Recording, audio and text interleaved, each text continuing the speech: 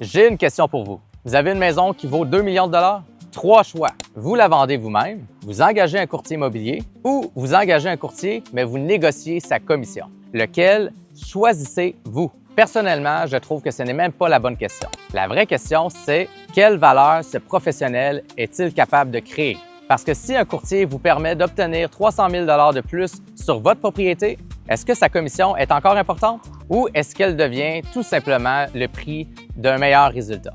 Et c'est exactement la même réflexion que j'ai avec les frais de gestion en placement. Beaucoup de gens passent à comparer 0,5, 0,75 1 mais très peu de temps à se demander quelle valeur mon conseiller crée-t-il réellement?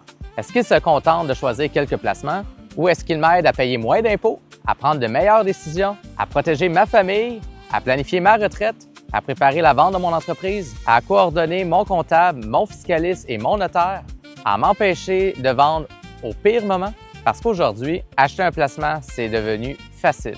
En quelques clics, tout le monde peut le faire. La vraie valeur d'un conseiller ne devrait plus être d'acheter un placement.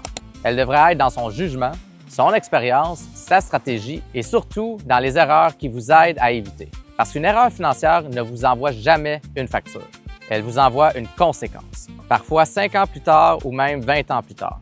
Alors, la prochaine fois que vous comparerez des frais de gestion, ne demandez pas seulement combien ça coûte, demandez-vous plutôt quelle valeur cette personne peut créer dans ma vie.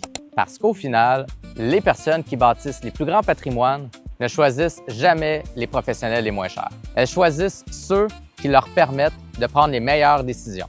Et je pense que c'est cette différence qui change tout. Si votre conseiller ne crée pas plus de valeur qu'il ne vous coûte, ce n'est peut-être pas ses frais qu'il faut remettre en question. C'est votre choix de conseiller.